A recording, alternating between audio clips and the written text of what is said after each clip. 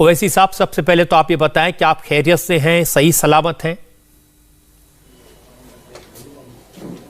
जी जी sir, अल्लाह का करम है, अल्हम्दुलिल्लाह। आज मुकद्दर में मौत नहीं लिखी तो रजत शर्मा साहब के प्रोग्राम में बैठे हैं सामने आप।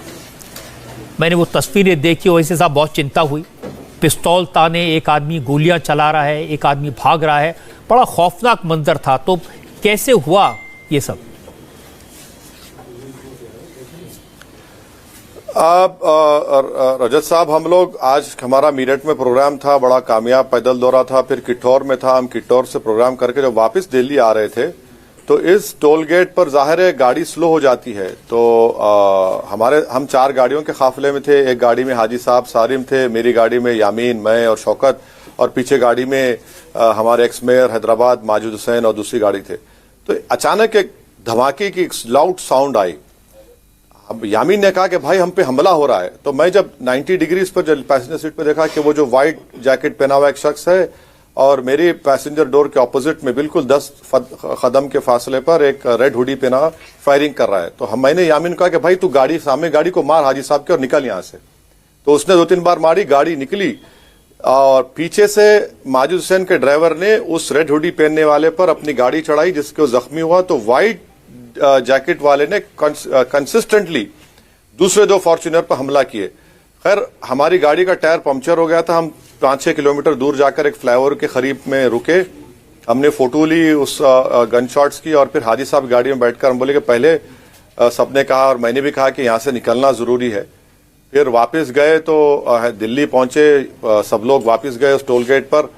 तो वहां पर मालूम हुआ कि वो जो रेड हुडी का जो शूटर था वो पकड़ा गया। सीन ऑफ ऑफेंस से वेपन भी मिला और एडिशनल एसपी से हमारी बात हुई और उन्होंने कहा कि आपकी गाड़ी का फॉरेंसिक जायजा लेंगे, टेक्निकल जायजा लेंगे। मतलब करिए, हम आपसे एक ही डिमांड करते हैं कि ये 2 लोग जो बुज़दिलाना हरकत किए इनके पीछे एक बड़ा दिमाग है, आप उसको तलाश करिए। क्योंकि जाहिर है हमको फॉलो कर रहे थे, ये मीरठ से हो या दिल्ली से हो, कहां से हो नहीं मालूम। तो उनको ये पता था कि इस टोल गेट पर जाहिर है हर गाड़ी रुकती है उस बैरिकेड को क्रॉस करने के लिए, फास्ट टैग लगा हुआ है। तो जब तक वो उठता नहीं है तो बिल्कुल 10 कदम के फासले से उन्होंने इस तरह का हमला किया। ये अल्लाह का करम है कि आज हमारी जान अल्लाह के करम से बच गई, वरना तो लोग पूरा एक बुरा इरादा लेकर आए थे। जी बिल्कुल, भगवान का बहुत बहुत शुक्र है कि आप सही सलामत हैं।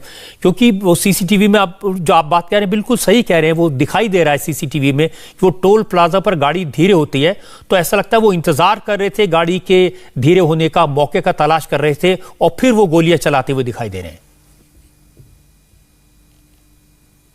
बिल्कुल बिल्कुल बिल्कुल बिल्कुल ऐसा और बिल्कुल मैटर ऑफ सेकंड्स में बिल्कुल एक साथ तो हमारे यामीन का और हमारा प्रेजेंस ऑफ माइंड था कि वो हाजी साहब की गाड़ी को मारने वाले, उनकी गाड़ी का बम्पर भी डैमेज हो गया।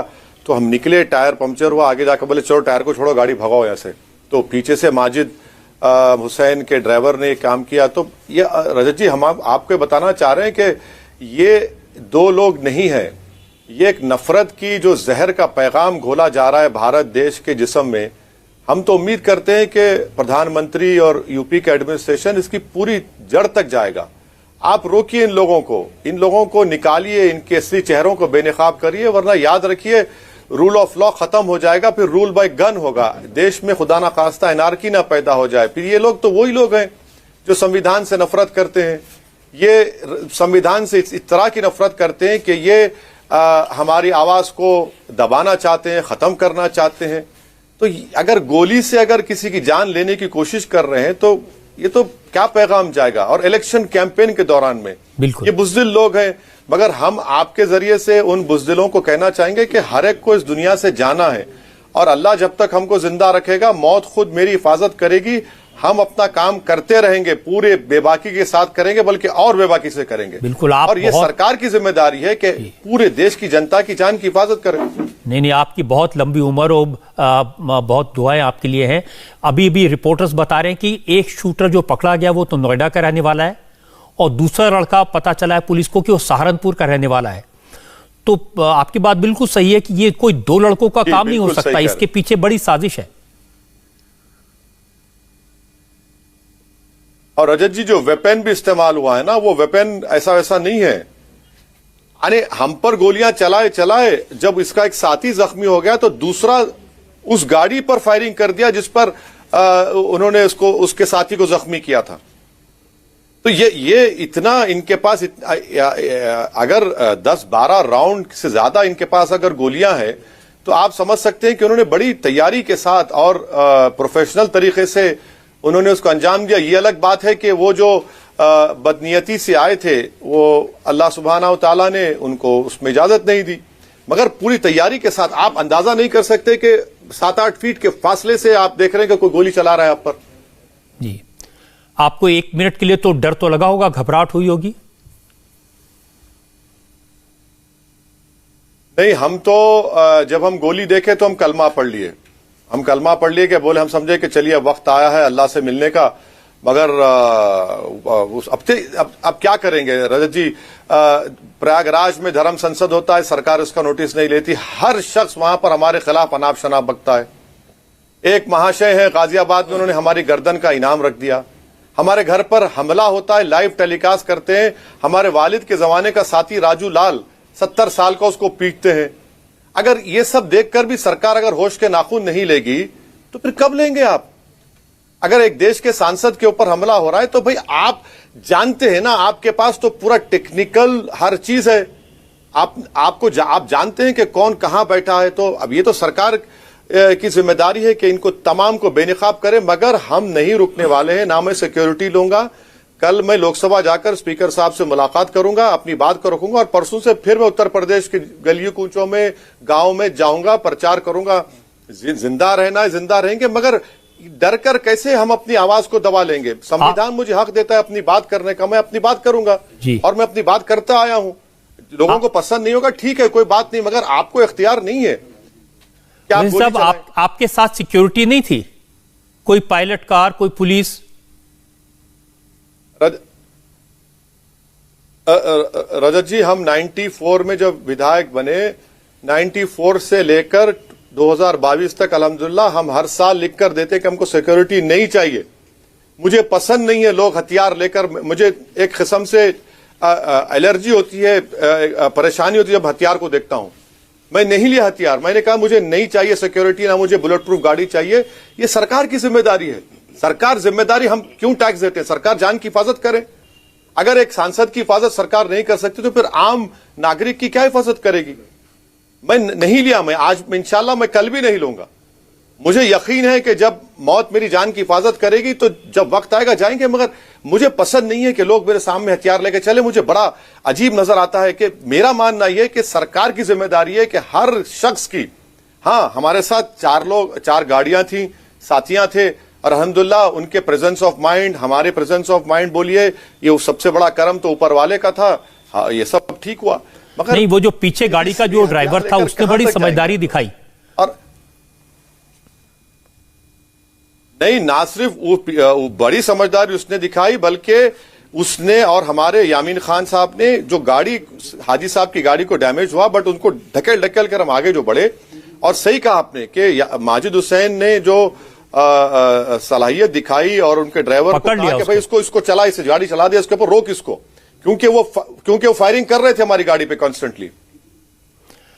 अब वैसे साहब, जो इंडिया टीवी की कॉन्क्लेव थी अभी पिछले हफ्ते, तो अब उसमें मुझे याद है आपने कहा था कि आपको धमकी मिली थी, तो आपको अपनी हिफाजत का ध्यान तो रखना चाहिए। कुछ लोगों पर शक है आपको, कौन हो सकते थे? रजत जी, मैं तो इनको जानता ही नहीं हूं ना।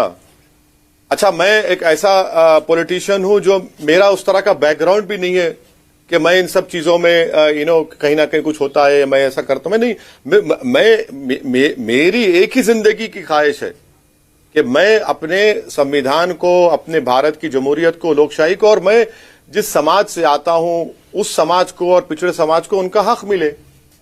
बस मेरी जिंदगी का मकसद ही वही है, और दूसरा कुछ तो है ही नहीं मेरे पास। मैं शुरू से हम वही कर रहे हैं। जी, अभी हमने थोड़ी देर पहले डिप्टी चीफ मिनिस्टर से बात की थी, केशव मौर्य से, तो वो कह रहे थे भाई उत्तर प्रदेश में कानून का राज है, किसी को नहीं छोड़ेंगे, वो किसी भी विचारधारा से जुड़ा हो उसको पकड़े जाएंगे, इसकी गहराई से जाएंगे और इस साजिश के तह तक जाएंगे? ये तो वक्त तय करेगा कि वो कितने ईमानदार साबित होंगे अपने इन दावों में। अगर वो ये समझेंगे कि नहीं, ये दो लोग ऐसा ही कर लिए थे, वो फुला बहाना कर दिए थे, तो नहीं होगा। ये दो लोग का कारनामा नहीं है, ये बड़ा कारनामा करने वाले बड़े बड़े जहन हैं, जो जिनके दिलो दिमाग में नफरत भरी हुई है भारत के लिए, जो भारत में आतंकवाद और रूल ऑफ लॉ को खत्म करना चाहते हैं। हम उम्मीद करते हैं कि अगर वो दावा कर रहे हैं तो करके दिखाइए, प्रैक्टिकली करके दिखाइए। ये अब ये देश देखेगा, उत्तर प्रदेश की जनता देखेगी। जी, मैं ओवैसी साहब आपकी इस बात से बिल्कुल इत्तेफाक रखता हूं कि ये कोई दो लोग नहीं थे, ये एक बड़ी साजिश थी और बड़ी प्लानिंग के साथ रैकी करके, पीछा करके और ये तय करके कहां पर गाड़ी स्लो हो रही है और निशाना आप ही थे, ये बिल्कुल साफ है और ये बिल्कुल खतरनाक चीज है। और मैं आपसे बिल्कुल सहमत हूं कि इसकी बिल्कुल गहराई से जांच होनी चाहिए, पकड़े जाना चाहिए, पता चलना चाहिए इसके पीछे कौन है। ये आपका बेहद शुक्रिया रजत जी, आपके इस हौसला अफजा अल्फाज का मुझे बड़ा हौसला देती हैं और इत्मीनान देती हैं। आपका बेहद शुक्रिया कि आपने मुझे बुलाया और मेरी बात रखने का मौका। और मेरी दुआ है कि आप बहुत लंबी उम्र हो आपकी, आपके ऊपर कभी कोई खतरा ना हो, आप पूरी हिफाजत रहें और आप अपना ख्याल रखें। बहुत बहुत शुक्रिया आपका। शुक्रिया, बहुत शुक्रिया, थैंक यू। इंडिया टीवी हर वक्त हर जगह डाउनलोड करने के लिए सर्च करें India TV news Google play store या ऐप स्टोर पर।